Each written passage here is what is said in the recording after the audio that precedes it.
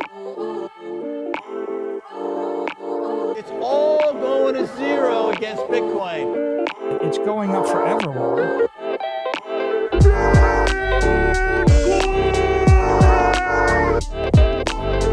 You're against Bitcoin, you're against freedom.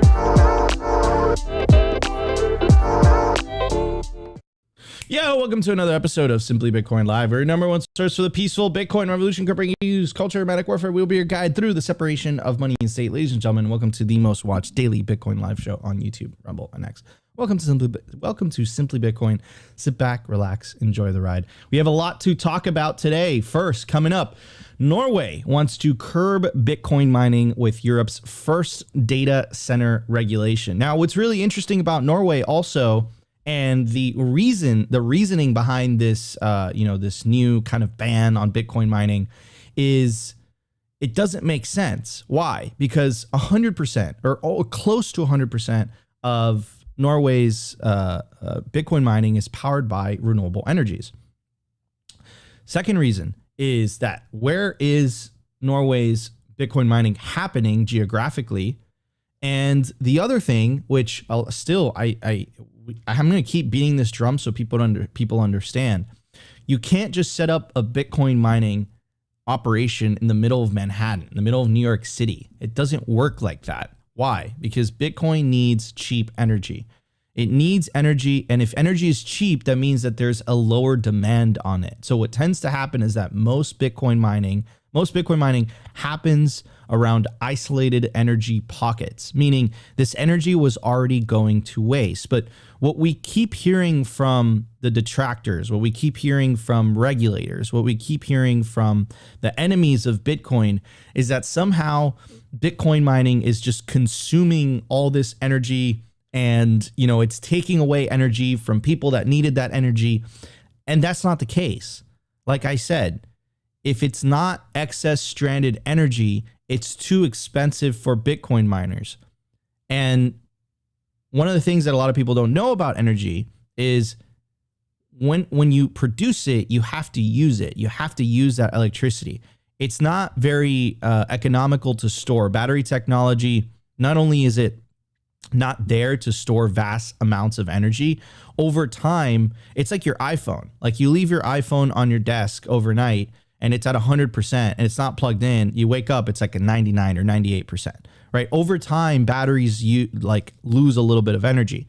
And then the transportation thing, right? If you transport electricity over long distances, it loses. It's very similar to like how a battery kind of loses efficiency and power, right? So you kind of have to use it on the spot, right?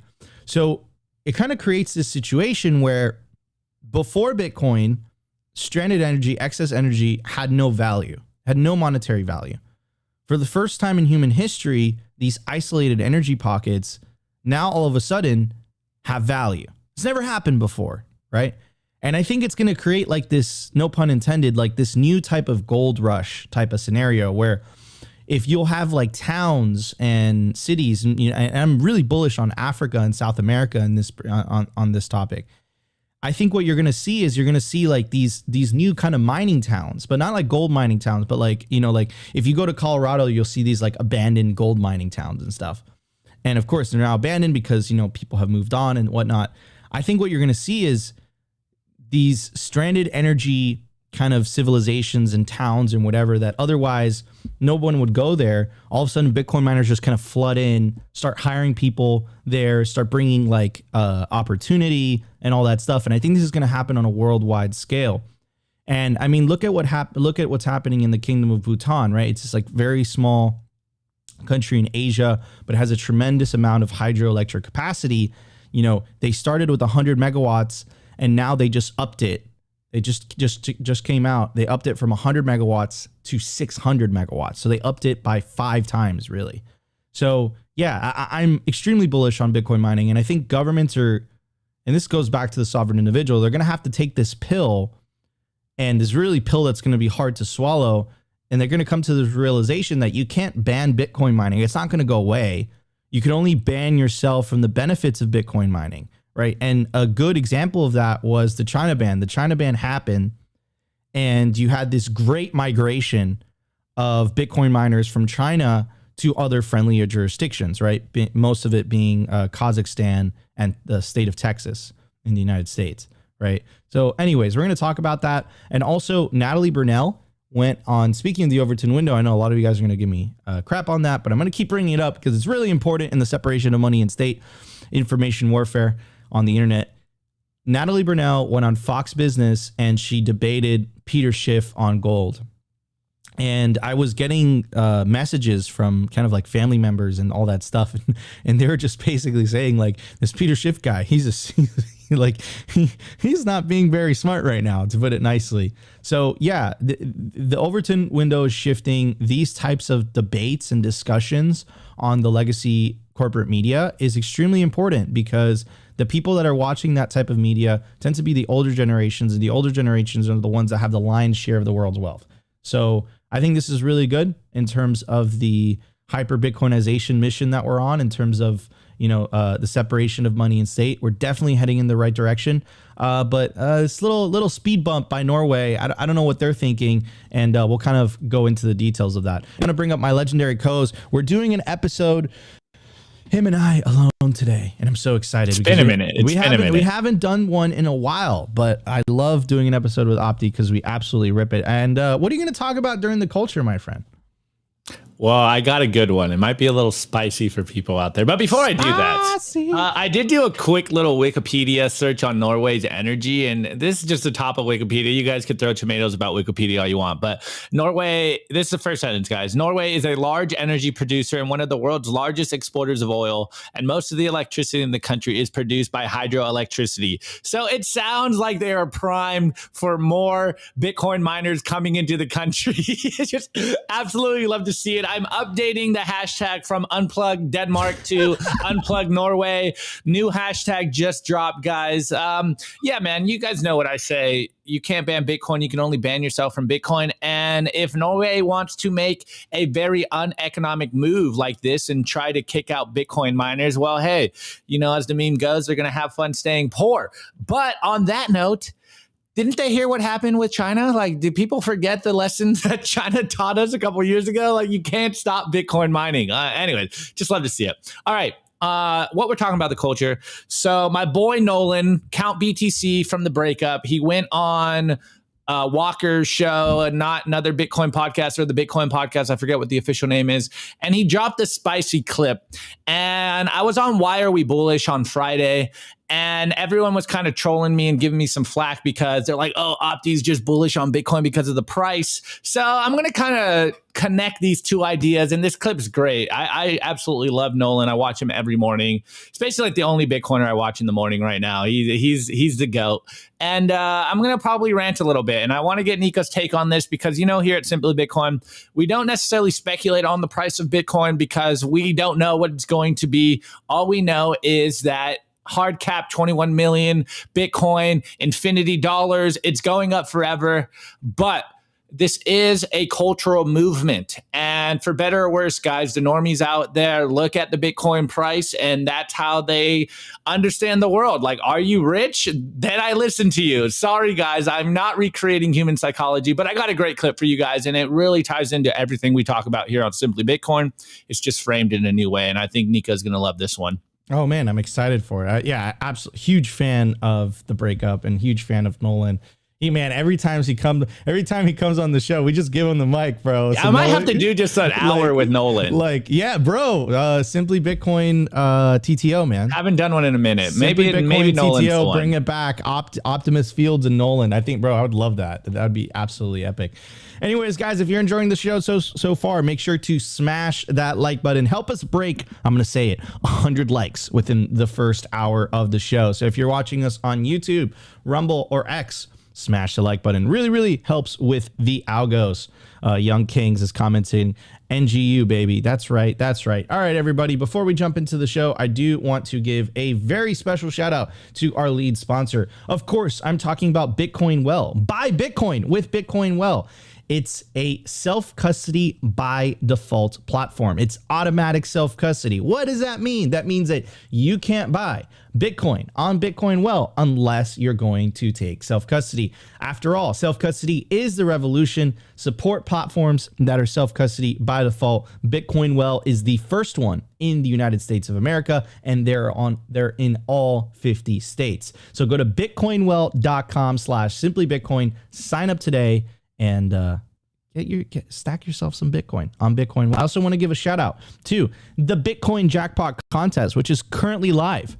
Currently, the jackpot is 5 million Satoshis. The way that you enter is by going to bitcoinwell.com/contest. You sign up to the platform, and every time you buy Bitcoin, that jackpot continues to grow and you're entered into the contest. If you're an existing user, go to the reward section in the Bitcoin Well dashboard, and you can, again, every time you buy Bitcoin, you earn points and you could throw those points to the jackpot. Currently, the jackpot is 5 million Satoshis. And if you win 69% of the Bitcoin jackpot. Around 10% of the jackpot is going to be donated to a Bitcoin project. Go to @the Well Twitter account, and you can vote on which project that 10% of that 5 million Satoshi jackpot should go to. Anyways, ladies and gentlemen, no more delay. Go to bitcoinwell.com/simplybitcoin. Let's get to the numbers. Here we go. The Bitcoin numbers. Is your Bitcoin in cold storage really secure? Is your seed phrase really secure? Stamp Seed's do-it-yourself kit has everything you need to hammer your seed words into commercial-grade titanium plates instead of just writing them on paper. Don't store your generational wealth on paper. Paper is prone to water damage, fire damage. You want to put your generational wealth on one of the strongest metals on planet Earth, titanium. Your words are actually stamped into this metal plate with this hammer and these letter stamps. And once your words are in, they aren't going anywhere. No risk of the plate breaking apart and pieces falling everywhere. Titanium stamped seeds will survive nearly triple the heat produced by a house fire. They're also crush-proof, waterproof, non-corrosive, and time-proof. All things that paper is not, allowing you to hodl your Bitcoin with peace of mind for the long haul. Stamp your seed on Stamp Seed. Yo, we're back, guys. Go to Stamp Seed right now. Get yourself a titanium seed phrase storage kit, or risk yourself not being to by your grandchildren anymore because you lost your generational wealth because you decided to store your Bitcoin seed phrase on paper. Don't do that. Use promo code SIMPLY to get 15% off anything on the Stamp Seed website. And no excuse, because I made it incredibly easy for you guys. You can scan the QR code or check the link in the video description. It will take you directly to Stamp Seed. Anyways, price at the time of recording, the Bitcoin price is $61,930. Sats per dollar, 1,615. Block height, 839,505. Blocks to halving, 495. Halving, oh man, we are close. We are so close. We are so close. 495 blocks. Halving estimate is going to happen April 19, 2024. Total Lightning Network capacity, 4,392 Bitcoin. Capacity value, $271 million US dollars. Realized monetary inflation, 1.73%. The market capitalization of Bitcoin currently at 1.22 trillion US dollars. Bitcoin versus gold market cap, 8.81%. In the grand scheme of things, Bitcoin is just getting started. Anyways, speaking of Bitcoin versus gold, Natalie Brunell absolutely doing Satoshi's work. Here's Altcoin Daily on Twitter. He says the greatest Bitcoin versus gold debate of all time. And it's a reposted video from Fox Business. It's Peter Schiff versus Natalie Brunell. I haven't watched it yet so that you guys can get a live reaction of this. It's about a 5-minute video, but I think it's worth watching the whole thing. Let's check it out. Here we go. Bitcoin is going much lower than this. If Natalie were smart, as soon as this segment is over, she would sell all of her Bitcoin. Because if she doesn't sell it now, she's going to sell it later at a much lower price. All right. Well, them's what we call fighting words. And I think they're similar drivers for both. But let me introduce the two. Natalie, meet Peter. Peter, meet Natalie. All right, Natalie, some choice words for you. What would you tell Peter? Oh, I know, Peter. And you know what? Bitcoiners don't feel the need to constantly attack gold because we're not threatened by gold. And the reason that we have this failed fiat experiment that has impoverished our nation is because of the defects of gold. The fact that it's not easily portable, it's not easily verifiable, it doesn't offer instant final global settlement. And so you know what? Centralized authorities hijacked it, they papered over it, and we have a system of leverage and rehypothecation that hurts the working class. Bitcoin is immune to all of that. It is the savings account for billions of people that we really need and can most rely on, and it offers that final global settlement that we need. And so gold is the analog version of sound money, but Bitcoin is the digital version, and that's why it's going to be the faster horse in this race. That was like a minute, and she dropped so much fucking sauce. Oh man, Opti, initial reactions. Holy shit. I'm not convinced by Peter Schiff at all, but shout out to Natalie. She killed it. Like, Schiff is the perfect heel. Like, this is key fob, guys. Like, this is literally WWE wrestling. I mean, he literally accepts Bitcoin for gold bars. Like, he gets it. It's just his business model to act stupid out here. Like, his dad was a legendary libertarian. He understands his Bitcoin stuff. And then his son comes out. It's like, I don't even know why we're arguing with Peter Schiff out here, but shouts out to Natalie for absolutely destroying him on, corporate press. Like, the people that are watching Fox News, they're obviously gold bugs. And, shouts out to her for just destroying him in 1 minute. 100%. All right. We got a couple minutes to go. Let's check it out. Peter? There's nothing sound about Bitcoin. It's losing the race right now. Take a look at your screen. Gold is up $25, $26, and Bitcoin is getting clobbered. There is no flaw in gold. Gold worked great for 5,000 years. The problem is the flaw is with governments. The flaw is with human beings, not with gold. But Bitcoin is really flawed because it doesn't have any actual value. Gold is the most useful metal on the periodic table. That's why it's money. Now, it has great characteristics that make it better money than other commodities, but absent its intrinsic value, it couldn't be money. And Bitcoin has no intrinsic value. It's just a digital string of numbers. And all of this is just a bunch of hype. Anything could be money, right? On the island of Yap, they used to have big stone money. Anything could be money if people use it as an exchange. And this is the thing. But that's because But here's the thing, though. You have to admit, Bitcoin is on the rise. Wall Street has embraced it. And this is just a tiny speck. I mean, could you imagine, Peter, at the rate of recognition, if Bitcoin keeps going at this rate, it's hard to deny it could go substantially higher. Now, I just told you it's been dropping for 2.5 years. That's when it made an all-time high recently. And I think that decline is going to accelerate. It does not keep going up. They suckered in a bunch of people. Wall Street didn't embrace it. They're just trying to make a buck off it. I mean, these big Wall Street firms aren't buying any Bitcoin with their own money. This is their customers' money that are dumb enough to buy it. They're just booking the bets. They're operating the casino. They're not at the blackjack tables or the roulette wheels. That's their customers that are doing that. Natalie wants to jump back in. If you look at the short term, Bitcoin is going to be volatile. But if we zoom out, Bitcoin has outperformed gold. In fact, when Hamas attacked Israel, since then, Bitcoin is up 125% and gold is up only 27%. So let's really look at the numbers that we're seeing. And the best thing about Bitcoin is, again, no one controls the ledger, whereas gold is really vulnerable to centralization and top-down control, which is why we need a system that is a neutral place to store your wealth. We need a neutral system and protocol. Don't even compare. That is Bitcoin Peter, for the why digital can't someone world. own both? Why can't someone have exposure to both?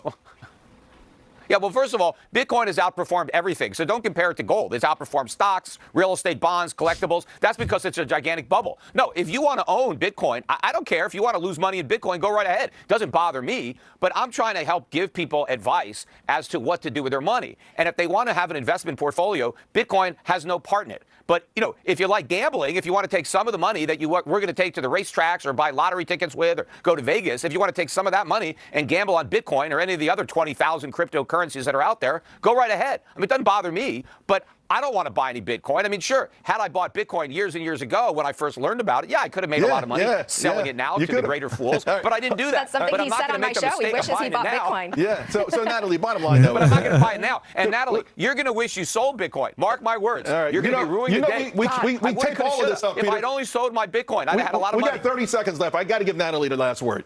I think the American dream has really been hijacked. We tried gold. It didn't work. It was papered over. That system has failed the American people. And Bitcoin does provide hope for us, the working class. We want to be able to work for something that has to be measured by a free market so that we can see real value emerge, as opposed to being captured by politics and bureaucracy, which ultimately is a system that benefits the few at the expense of everyone else. And it's a system in which the politically connected and the special interest groups really are at the top. And so we need a system that is for the people. Bitcoin is for the people. Natalie, thank you very much. Peter, thank you very much. Liz Clayman, over to you. I was enjoying that. Oh man, dude, that was crazy. All that information packed into 5 minutes. A couple things, right? So Peter said something really interesting in the beginning, which like it stuck with me the entire interview, which is like you know, the issue isn't with gold, the issue is with governments, right? So gold failed this stress test. It did. And it was inevitably co-opted. This happened in the United States with the 6102 order, made gold illegal. They're able to confiscate it so effectively due to the centralization of the custody of gold. And the whole paper money thing started, right? That's where Bitcoin has a shot.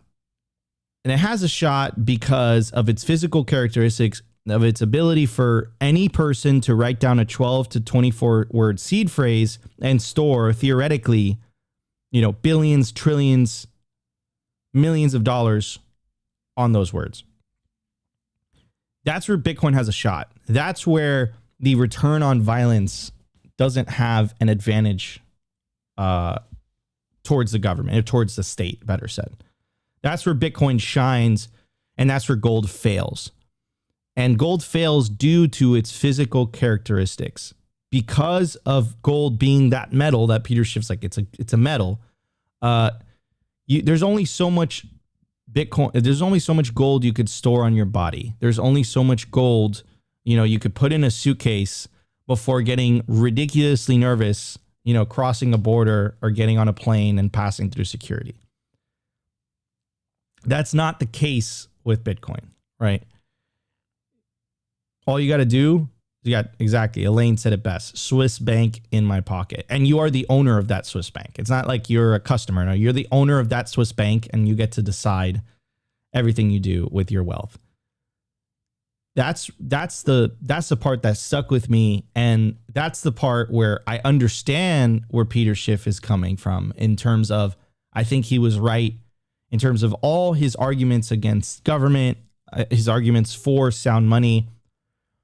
But he gets attached to a failed instrument. And mind you, this is coming from someone who is a fan of physical gold, like physical gold, not the ETFs that the vast majority of people buy and they say, oh, I have gold. No, it's you have a paper gold. You don't have like actual gold bars in your, you know, on you, right? On your person or wherever you store your wealth. Like, but again, Bitcoin is superior in this sense. It just is. Its physical characteristics, it's absolutely scarce, unlike gold. And the fact that there is a predetermined supply shock pre-programmed into this thing every 4 years that's about to happen in like 2 or 3 days. And of course, you know, that makes the price run up and all that good stuff, all the things that we enjoy about Bitcoin, the reasons that we're hodling, right? It's NGU technology. And a lot of people don't know that about gold, right? It has a 1 to 2% inflation rate. If the price of gold goes up, gold production goes along with it. So it can never kind of create this situation where in Bitcoin, it happens. It happens every single halving. You know, it's okay. Is it going to happen this halving? I think it will, right? So yeah, I mean, I think it's tough to say this, and I think maybe this will rub people the wrong way, but I think gold failed where Bitcoin will succeed. And I think gold had a good shot, but it was co-opted. It was co-opted by the state.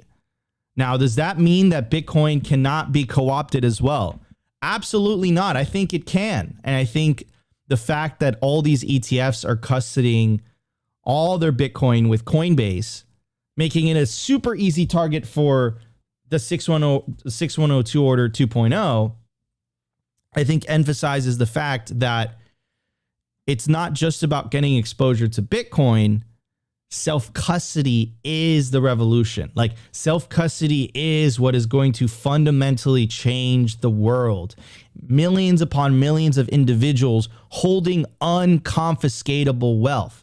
That is what's really going to move the envelope. So when the party gets started and we hit all-time highs and, you know, we inevitably break 100K and then 200K, then 300K, then 400K, I want everyone to remember that you might have quote unquote paper exposure, But if you don't have Bitcoin in self-custody, it's really not your Bitcoin. Anyways, I think, it's naive. Again, Bitcoin's an ego test, and I think Peter Schiff failed that test. Natalie put it so well, so concisely in such a short amount of time. So shout out to her. I'm going to counter you, Nico. I don't think it's an ego test. Like at this point, it is his ego, but I am convinced that this is just a bit that Peter Schiff plays. Like, this is just a persona. This is just a Peter Schiff show. And like, there were so many things that were wrong in that little clip. Like, first and foremost, shouts out to the gold bugs out there, because you guys were holding the line in the hard money game for a long time. But Bitcoiners will take it from here. We're in a digital world. We're in a world that is never going to go back to the Stone Ages. The internet's here to stay. And I think we need an internet native money, which is, of course, Bitcoin. And then just a few things. Peter Schiff said there's no flaw in gold. And it's like, really, bro? Like, this is why we're on the fiat standard in the first place, because there was a flaw in gold. It's hard to transfer through time and space, and it's very easily centralized. And this is why we have IOUs. This is why we have fiat currency in the first place. And then, like, how is it? It's like, man, gold's booming, man. It went up $26, and we're like, Bitcoin moves $26 like every second, and none of us even flinch. Like, imagine being bullish because your price went up $26. It's like, that's nothing. I don't even know what that is in Bitcoin terms, like 0.001% move. That's like nothing here. And shouts out to XX in the chat. He said, Bitcoin's been up gold went up 10% in 10 years. Like, oh my goodness. It can't even keep up with inflation rates right now. And this is what he's advocating for. But again, I'm fully convinced that Peter Schiff is a bit like, this is key fob. This is WWE wrestling. Like, he knows that we know he's basically playing a persona. And then on one of the other points, like, Bitcoin has no intrinsic value. It's like, bro, nothing has intrinsic value. This is a simple Austrian economic rule. And this, like, he is an Austrian economist himself. Like, he knows this, but I think he's playing on the lack of understanding from the normies out there. And like, look, man, I love gold. This is why I put my gold necklace out for this bit. I love wearing gold. It's in my culture to love wearing gold. But it is not money anymore. Yes, it's been a good store of value. Yes, central banks are still using it to store value, but Bitcoin is a 10x improvement on gold. Bitcoin is everything gold wishes it was. It can literally store value through time and through space. It can be transferred instantly. It is going over the internet right now, circulating around the world, real-time liquidity, a real-time metric of the world economy. Well, not the full economy yet, but it will be eventually, soon enough.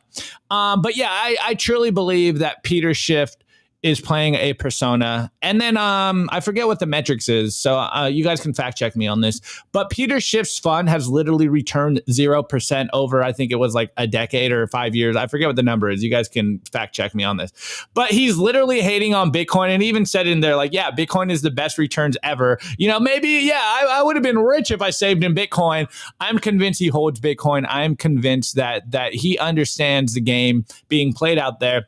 But with all that being said, I think there is a good zeitgeist moment here, because I think he understands what we understand. Like, boomers out there love gold. They the off the grid preppers, they love gold. They love talking about holding precious metals and, storing silver and gold. When silver's been demonetized years ago, gold lost its gold standard a long time ago. But I think he's playing on the idea that most people out there, they still believe that the dollar is backed by gold. Like, they still don't understand what is actually going on here. And so people still have that old world thinking. They haven't updated their operating system, and they don't understand that there is an improvement, and it is Bitcoin. And so, yeah, people out there are prepping and holding gold. But like, what are you going to do, bro? Like, chip off a little piece of gold to go buy some coffee? Like, it's outdated tech. And if you want to enter the 21st century, then you want to be holding Bitcoin. Bitcoin is a superior money technology, and gold had a good run. That's the only thing gold has on Bitcoin, is that it's been around for thousands of years, and people can very easily recognize gold and very easily accept it as something that stores value. And this is what we're doing as Bitcoiners, is every 10 minutes, every day that Bitcoin survives is chipping away at that 5,000-year-old time lead that gold has on Bitcoin. But Bitcoin is obviously superior technology. It's superior money technology.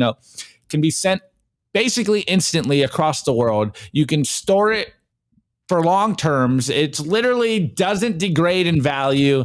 It's hard capped. It's about to become the hardest money in the world. It already basically is, but it's going to solidify its position as the hardest money in the world.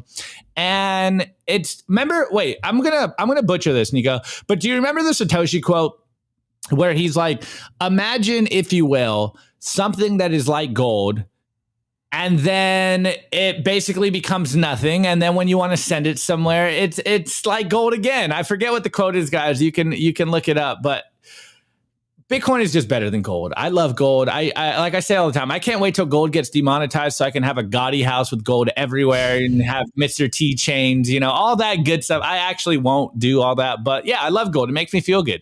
It's a very conductive element. I love it for its utility. But someone said in the chat, gold, or rather Schiff, is mistaking gold's secondary utility as money. And look, I think that gold should be used in technology. I think gold should be used as jewelry. It's beautiful, but it has been displaced as money, and it is Bitcoin. Bitcoin is the superior money technology in the world. And hey, shouts out to Peter Schiff. Like, bless his heart. He plays a good role. He's a good actor. I love him for it. He's actually kind of hilarious sometimes. But I think once you really understand what's going on, you understand that he's playing a part. Like, it's his job to sell gold. And of course he's going to shit on Bitcoin. When us Bitcoiners like, hey man, look, have fun with your gold rocks. They're beautiful, but like, Bitcoin is better. He even said himself, well, Bitcoin's outperforming everything. And what, $26? Like, wow, man, beautiful gains, man. Beautiful gains out there. Hashtag wrecked. All right, everybody, let's get to news. We have a lot to talk about today. Let's check it out. Here we go. The Daily News. I want to give a shout out to our sponsor, Foundation Devices. It's self-custody done right. They built a premium grade hardware wallet called Passport right here in the US. It's fully open source and verifiable. It's the most intuitive Bitcoin wallet designed with a UX reminiscent of a simple feature phone. So you will know how to navigate it and use it the moment you pick it up. Get your Bitcoin off exchanges and into your own hands in just a few minutes. Experience the peace of mind that comes with taking ownership of your own keys. After a massive sellout during Bitcoin Miami 2023, the Passport is back in stock at foundationdevices.com. Bitcoin only, open source verifiable, completely air-gapped security model, gorgeous design craft, premium grade materials. If you're thinking about getting your Bitcoin off exchanges, this is the one for you. Check out the Passport link in the show notes below to learn more. All right, everybody, you guys get yourself a Passport hardware wallet. Remember, guys, not your keys, not your cheese. You want to take self-custody of your Bitcoin. After all, self-custody is the revolution. So go to passport.xyz, or you can scan the QR code or check the link in the video description. All right, so today's news. Someone in the comments, Schiff single-handedly trolling the entire crypto space. Completely agree with that. Anyways, so Norway wants to curb Bitcoin mining with Europe's first data center regulation. Norway has introduced new legislation to regulate data centers. While the proposal is not explicitly targeted at Bitcoin miners, the sentiment expressed by the country's top politicians promises increased scrutiny for Bitcoin miners in the country. Here is the Yahoo finance.yahoo article. Norway has passed new legislation that will impose stricter regulations on data centers operating within the country. The legislation mandates the official registration of all data centers, requiring information about their owners, leaders, and the digital services they provide. Norway becomes the first European nation to establish such a comprehensive framework. Norway's move to regulate data centers follows the country's concerns over large greenhouse gas emissions associated with crypto mining.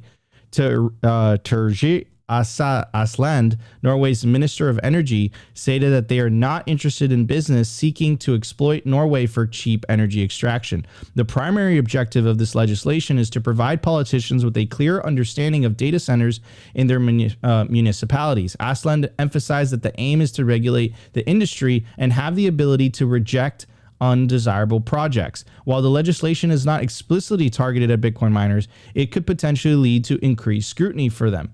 This comes at a time when Bitcoin miners are already preparing for the upcoming halving event, which will reduce block issuance rewards by half, potentially impacting the profitability of mining operations. This is the part that I find interesting. Currently, numerous Bitcoin mining firms are operating in northern Norway, attracted by the region's low electricity costs.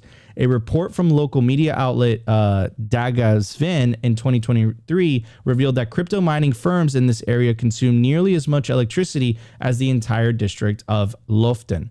While the government does not have an exact count of the number of Bitcoin mining firms in the country, the new legislation will provide valuable information to support Norway's digitalization plans. Karine Tung, Norway's Minister of Digitalization and Public Governance, highlighted the significance of data centers that serve beneficial roles such as storage servers, which are considered crucial for the country's social structure.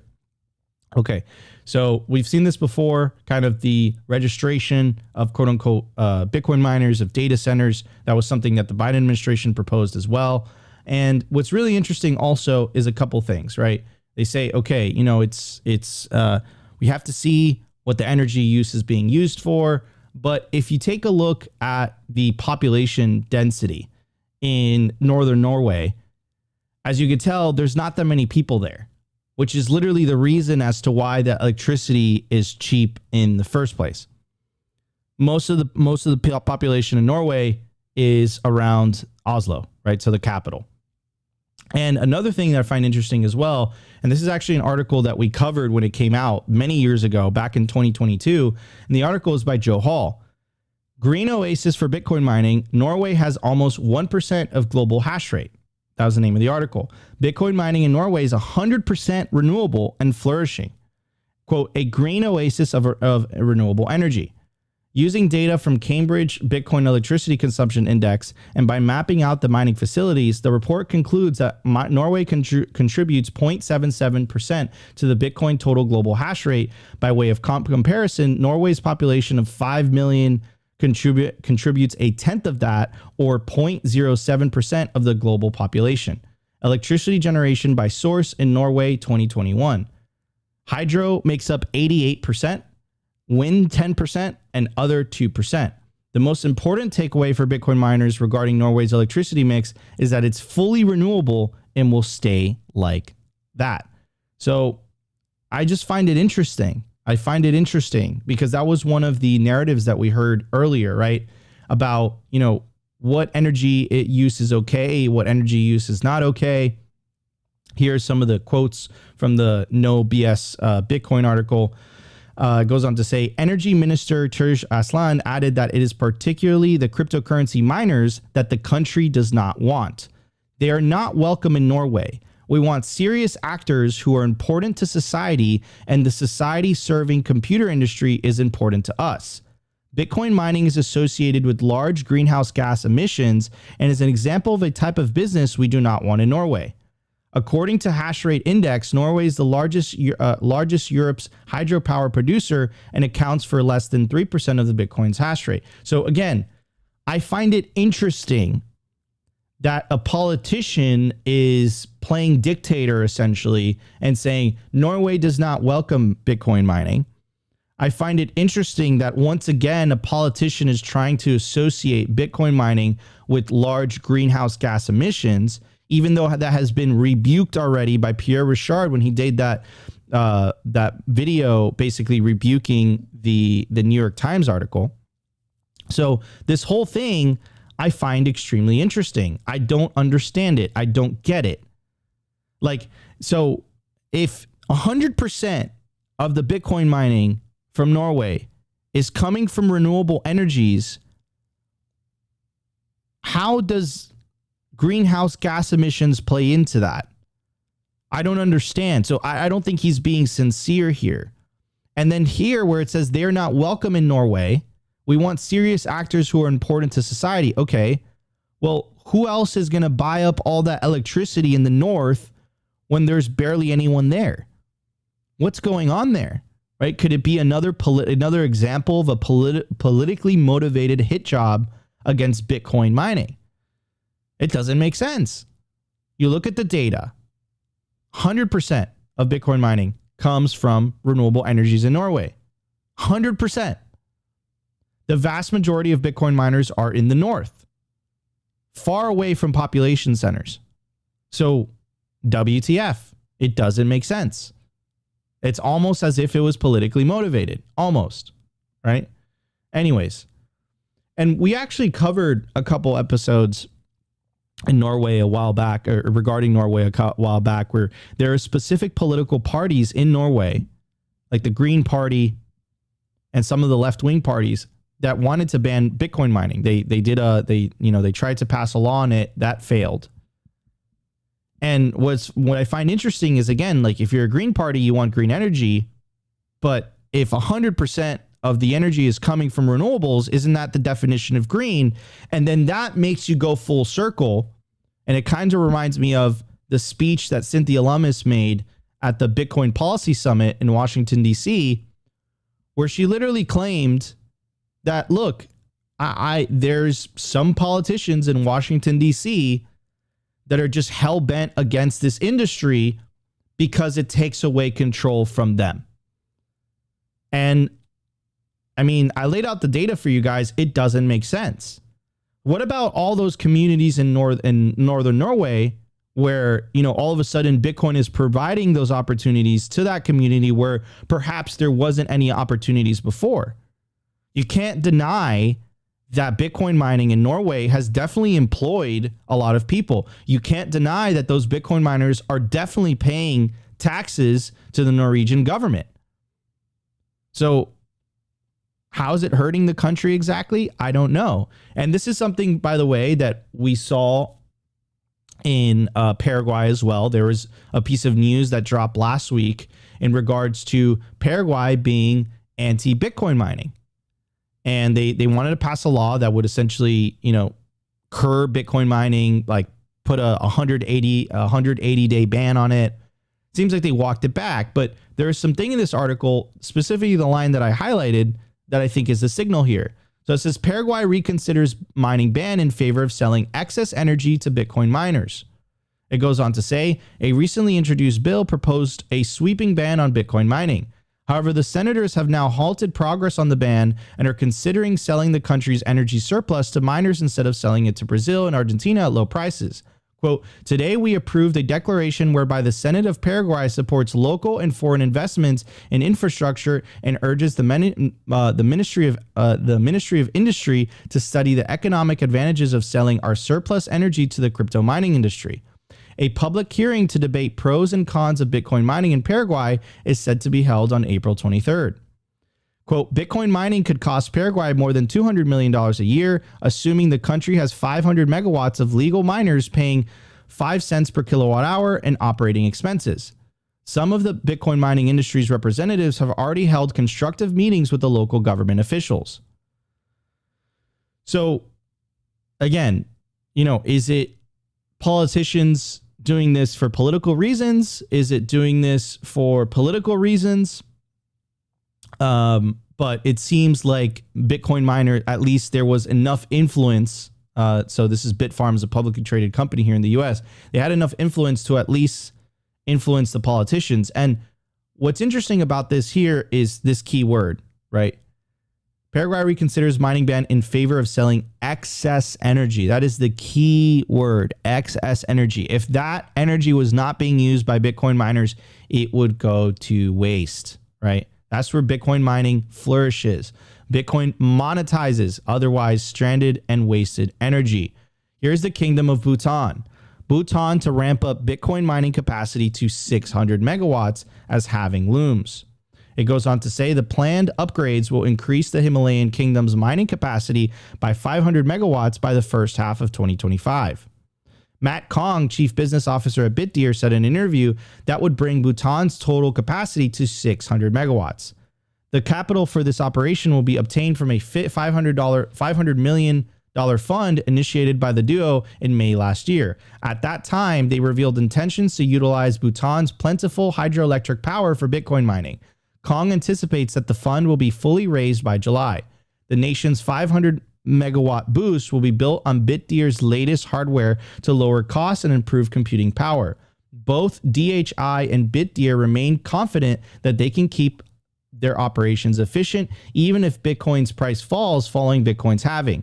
According to Kong, Bitdeer boasts one of the industry's lowest expenses per Bitcoin mine, costing only $20,000 per coin. Okay.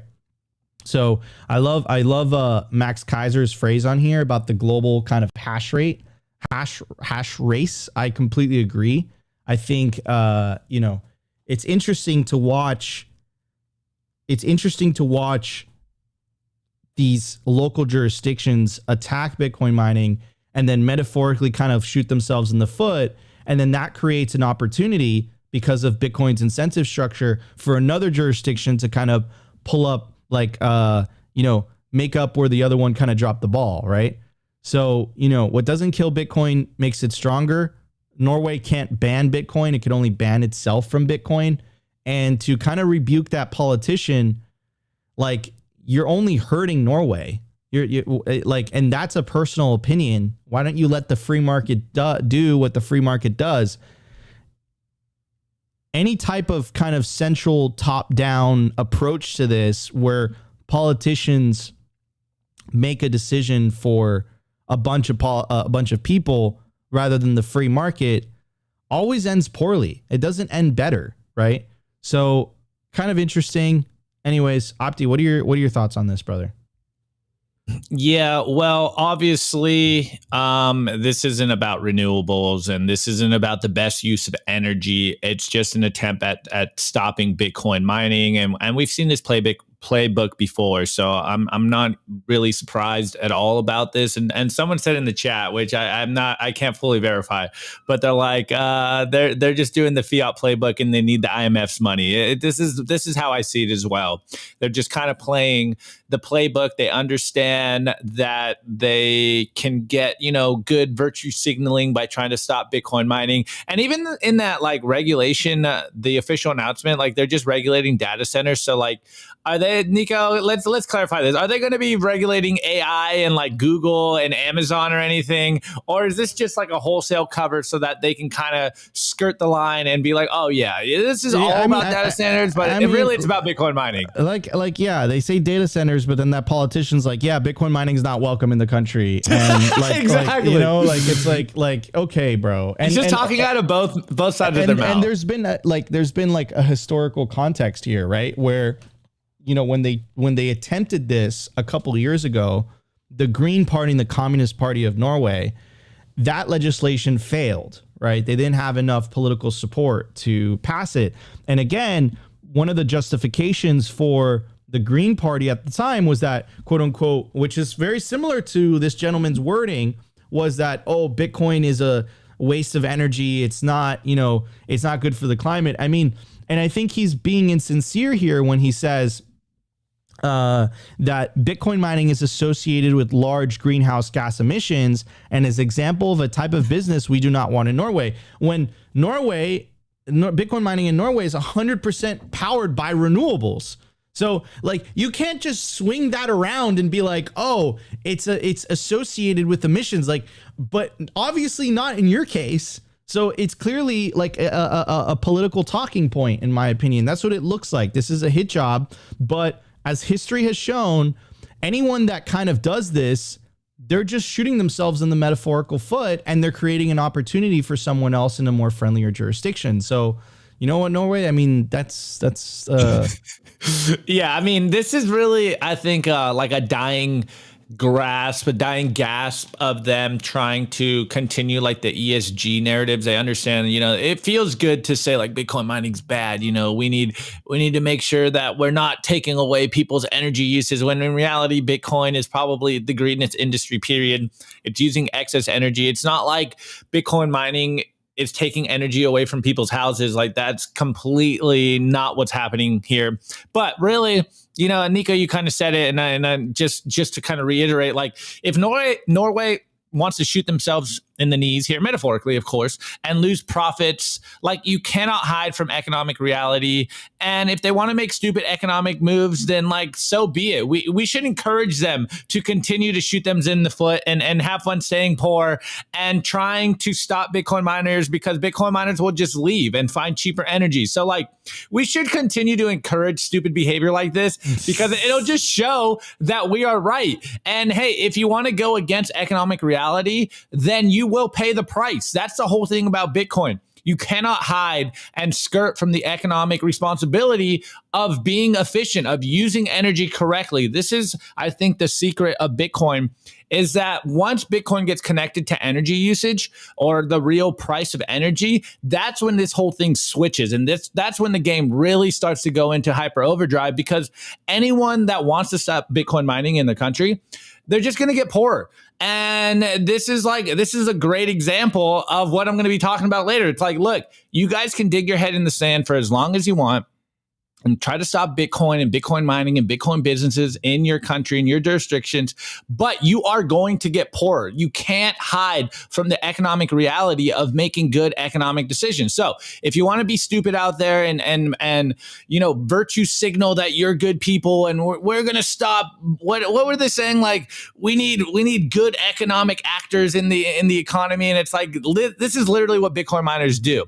So adding a bow tie onto this, like going super tinfoil hat here, like these are absolute lunatics that want to control your energy usage. If you pay the price for your energy, you should be able to use that energy however you want.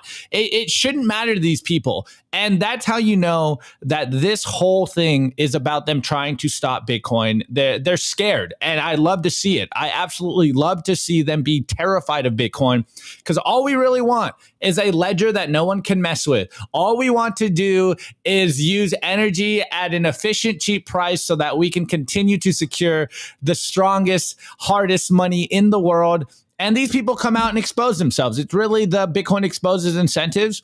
And the more they freak out about Bitcoin, the more I'm right. I know I'm right about Bitcoin, and they can't stop Bitcoin. So, hey, if Norway wants to shoot themselves in the metaphorical foot here, then Bitcoin miners will just leave, and their citizens will just be out of jobs. They'll just be poorer. Like, hey, bureaucrats over in Norway, you are literally hurting your citizens right now. And, you know, have fun doing that, because you're going to be out of a job, not Bitcoin miners. Yeah, right. And that kind of reminds me of, you know, governments think they're going to regulate Bitcoin, but in reality, it's Bitcoin that's going to regulate governments. Anyway, I do want to give a very special shout out to one of our sponsors, the Orange Pill app. It's important that you stack friends who stack sats. The Orange Pill app is the Bitcoin social layer. If you're moving to a new city, a new kind of place, or you're traveling and you want to know the Bitcoiners that are in your area, the Orange Pill app is a great resource. It will tell you the Bitcoiners that are around you. It also has this very clever filtration system to ensure that you're only going to find Bitcoiners and other like-minded individuals on the app. I highly recommend it. Simply Bitcoin has a group chat. It's in the video description. It's a great way to reach me and Opti. And also, every message that you send us, we take the time to go through it and try to reply to every single one of you. Guys, download the Orange Pill app today by scanning the QR code or checking the link in the video description. Stack friends who stack sats. All right, everybody, let's get to the culture. The Daily Culture. All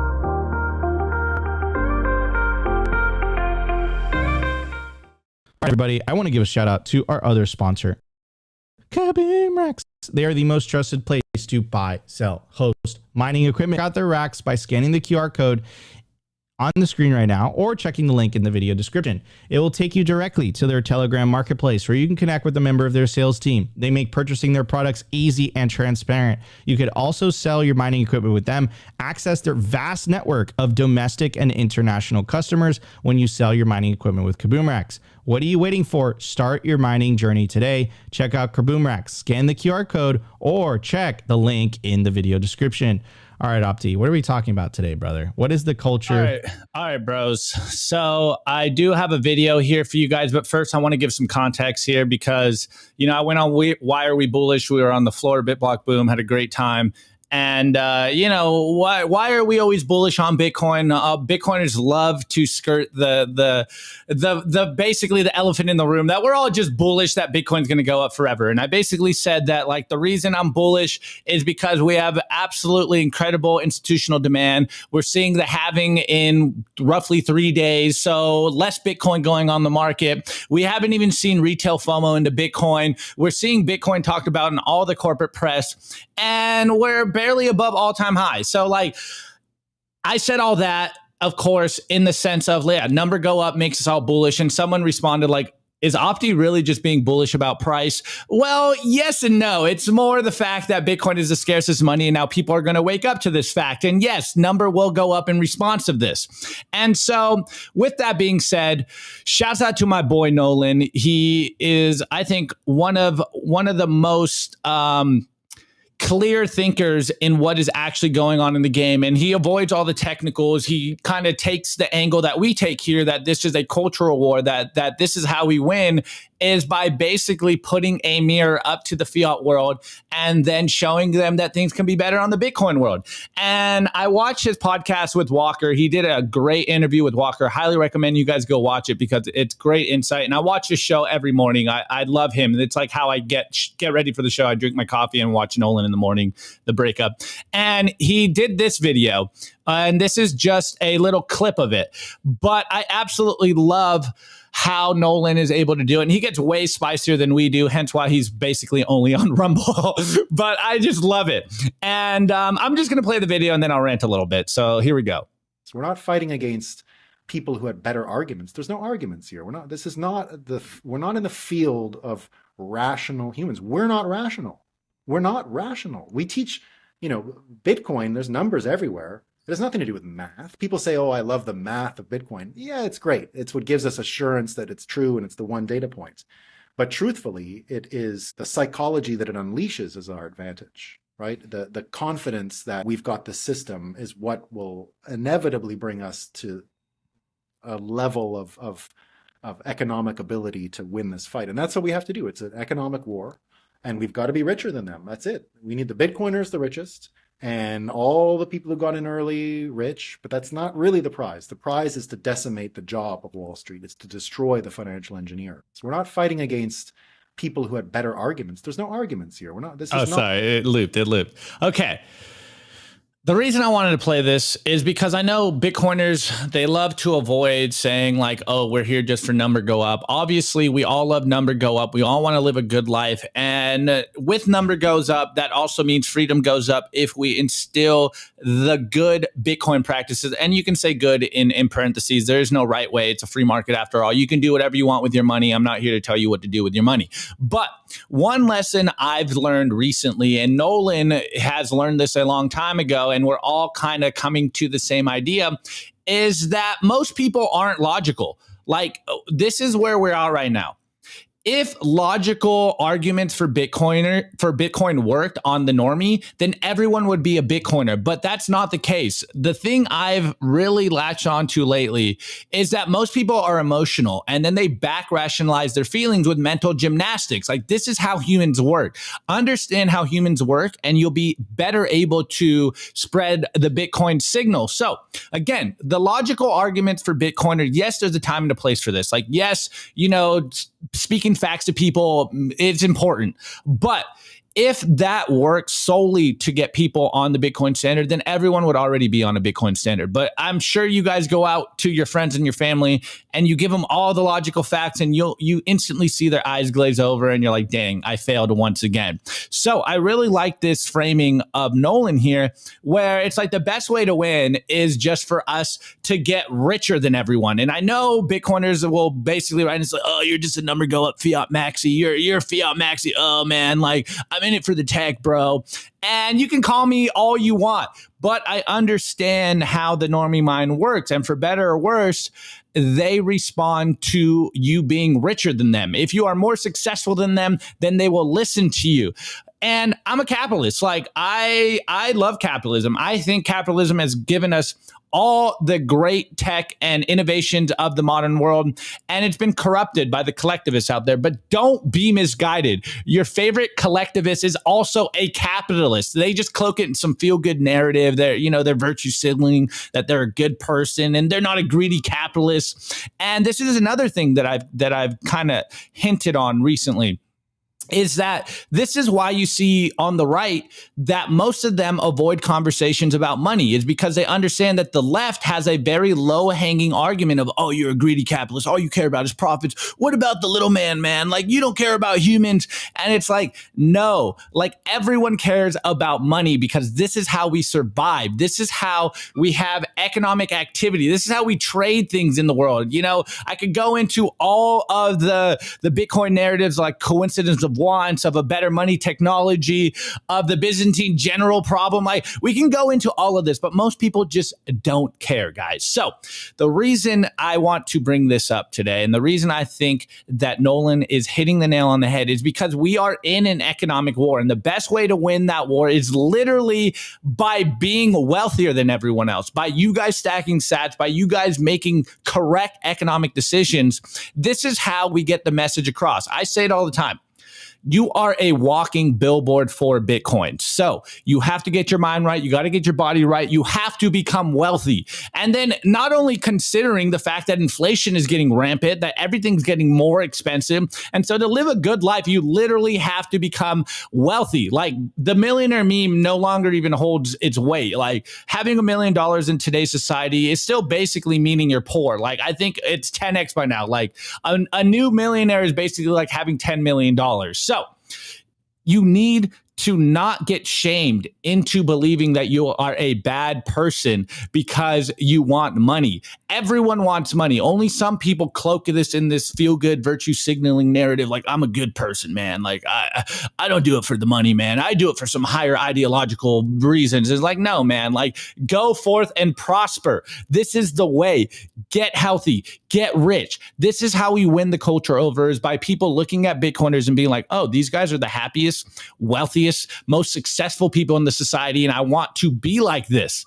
This is why you need to acknowledge that it's okay to want money. Just do it with some morals. Do it with some principles, and then we show the world that we have the superior intellect. We have the superior perspective on the world. It is of the utmost importance that you are fit, that you are wealthy, and that you live a good life. And this is how we market Bitcoin. All you need to do is save in Bitcoin, get healthy, get your mind right, get your body right. And this is how you spread the Bitcoin memes. Enjoy life more than people on the fiat world. Nico says it all the time. The fiat world is a culture of nihilism and pessimism, and the Bitcoin world is a world of optimism, of positivity, of hope, of there is a better way. There is an alternative to the madness that we are seeing in the world right now, and the best way to do that is by enjoying life. So don't get caught up in the argument or arguing the facts of the matter. Like, feelings do not care about the facts, and everyone's in their feels. So of course, us Bitcoiners, we love facts. We have the meme like facts over feelings. But even when you talk to some Bitcoiners, they all get caught up in their feelings. And no one wants to readjust their mental point of view of the world. No one wants to adjust the way they view the world. They dig in their toes and then they back rationalize everything. Just understand how humans work.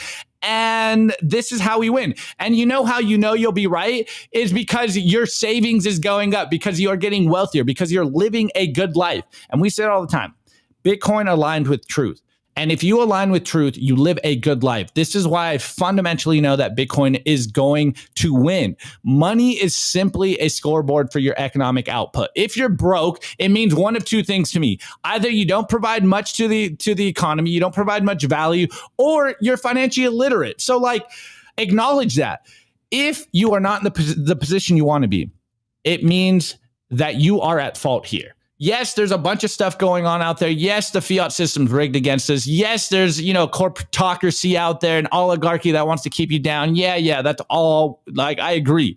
But it also means that you are not aligned with truth, that you're not providing value to your fellow man, and you need resources to survive in the world we live in. This is a non-negotiable. You need to have resources. So get wealthy, make sure you're providing value, and don't let people shame you into literally being broke. This is what we're seeing right now. We have this whole meme and in our culture of like equal, what is it? Equal output. Like everyone wants to be equal. Well, usually that means that everyone is equally poor. Like I believe in equal opportunity. We should all have the opportunity to try to succeed, but I don't think anyone is ever equal. We all have, skills that other people don't have. We all started at different points in the world, but you have to align with truth to win. You have to get wealthy. You have to acknowledge number go up is a thing. That number go up will drive people into Bitcoin, and then show them why number go up leads to freedom go up, why number go up will lead to responsibility going up. Because if the Bitcoin fact memes that we love to propagate actually connected with the normie NPC out there, everyone would be Bitcoiners. But I know you guys argue with your friends and family all the time about facts and they never listen. So it's upon you to get wealthy, because this is an economic war. It is the fiat world versus the Bitcoin world. It is not the left versus right. It's the state versus you, and the state hates you. So get rich, show everyone around you that, yes, I made the right economic moves and I am wealthy and I'm prospering and life is beautiful and life is great, and you can join us here. Everyone just wants to live a good life. So have fun with it, man. Have fun with the fact that we are correct. Yes, it's going to get darker before it gets better. Mock the normie NPC out there. Mock the corporate press out there. Mock the official numbers coming out from the propaganda media machines, and enjoy your life to such a degree that it is undeniable that it's better to live on a Bitcoin standard. Stay positive, stay wealthy, and win so hard that it is undeniable that living on the Bitcoin standard is the best way to live. This is how we win the culture, and this is how we will continue to win the culture.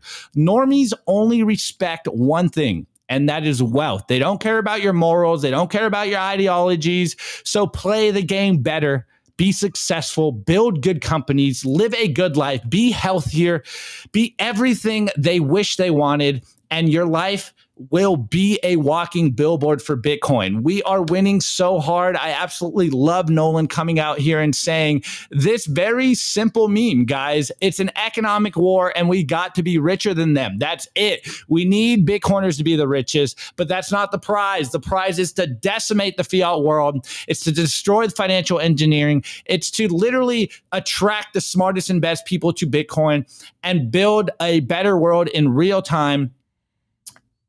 And this is how we win. I really like this. Hold on. Stock market Mike. The best revenge is living well. This is what we're up against, guys. Live a great life, and it's going to be undeniable. So shouts out to Nolan. Go watch Nolan. He's a lot spicier than I am, but I love this perspective, guys. We still have the Bitcoin meme of like, I'm in it for the tech, bro. It's like, yeah, we're all in it for the tech, because without the tech, number go up will not go up. We need decentralization. We need the censorship resistant money. You need to be taking Bitcoin into custody. We need to defund the swamp, as the meme goes.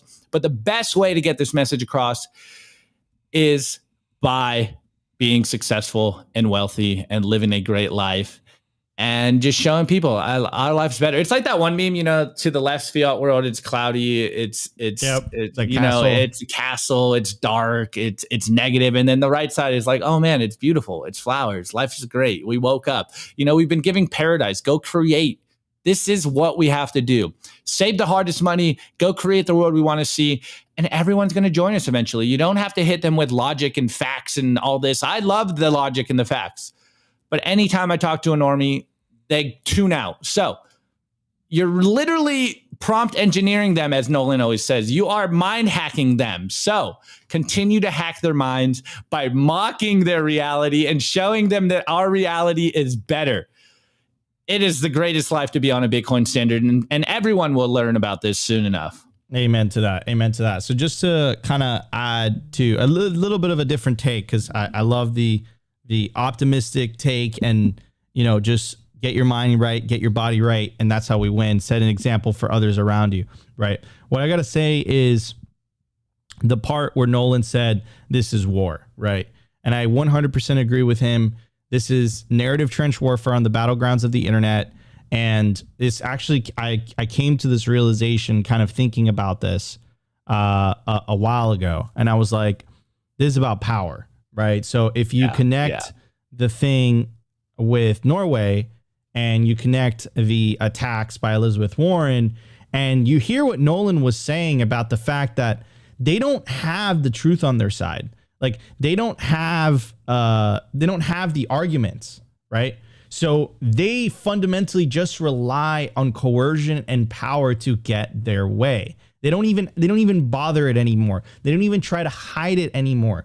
Like the whole Elizabeth Warren thing where she used a fake Wall Street Journal article to put pressure on the Treasury so that the Treasury would put pressure on FinCEN. The attack on Bitcoin mining. It has not, like, the environment is the excuse. Like the environment is the justification for their actions. And if a normie is not well informed, if someone is not buying into it, it kind of provides this air cover of morality. Oh, we're justifying turning off toasters because we're trying to save the planet. But when you look at the facts, like, it's all powered by, quote unquote, to use your words, renewable energy. So now we're getting to the point where politicians are deciding what is an acceptable use of electricity and what is not an acceptable use of electricity. And that is a very scary world to be in, because the moment that is accepted, right, all of a sudden, what happens when they're like, okay, your washing machine, your car, if you have an electric car, you can only drive a certain amount of miles every day because #save the planet, right? I don't want to live in that world where a bureaucratic elite that don't play by the same set of rules get to dictate the rules that everyone else should live by. That's a really fucked up world. I want to live a free life. I want my children to live in a free world. So the question that I'm going to have to pass it on to you guys is Bitcoin or slavery, right? Bitcoin or slavery, what world? And I tweeted it out this morning. I said, good morning. 90% of the world's nations are developing a central bank digital currency. It's coming, and it's coming hard, right? So I agree with Nolan. I think as time progresses, we will be richer than the quintillionaire class. And when we get richer, we'll become more influential, more powerful. And I can't wait to that world. But until then, it's our job as Bitcoiners and individuals to really orange pill the people around us, wake them up to this reality, right? This reality, like, look, do you want to live in a Bitcoin world or do you want to live on a fiat standard? And all the mechanisms of control and all the things that you're seeing are byproducts of a fiat standard. Fiat fuels collectivism. Bitcoin starves it. Without their ability to effectively redistribute wealth via money printing and via taxation, specifically the money printing aspect of things, right? Because direct taxation, you can make the argument, okay, people agreed to that. You know, I have an opinion on that, right? I don't think it's a coincidence that the Federal Reserve was established the same year of the federal income tax, and the federal income tax started at 1%. And how, you know, fast forward, 100 plus years later, we're at 39%. And then I saw this like the other day, which is like the founding fathers revolted over like a 3 or 10%, some like really minuscule, like 2% tax. And they were basically making the argument, no taxation without representation. I mean, my argument to that is, where are those taxes going, right? If they're spending more money than it collects in tax revenue, $1 trillion deficit spending, that is the GDP of most countries, just to kind of give you an idea. And they're spending that Where is that money coming from? It's coming via money printing. We keep hearing this on the legacy media, how well the economy is doing, and like, woohoo, like it's doing great. However, most people are still feeling pain. They can't put their finger on it, right? So this is what Nolan is talking about. This is the war at hand. This is narrative trench warfare on the battlegrounds of the internet, trying to win over the hearts and minds of the world. And fundamentally, it boils down to power, right?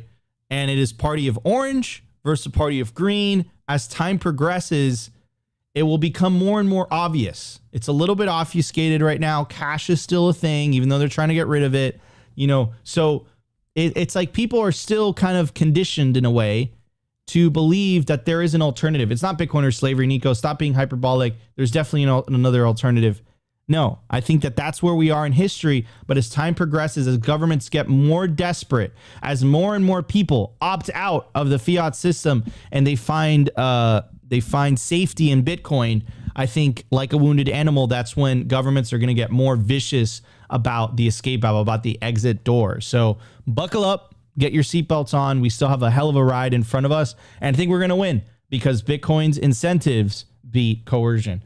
Anyways, hey, wait, Nico, before we sign off, Yeah. I want to respond to a comment. So Keith goes, I disagree. Logic works, but it too often loses in the face of nonstop, lifelong psyops.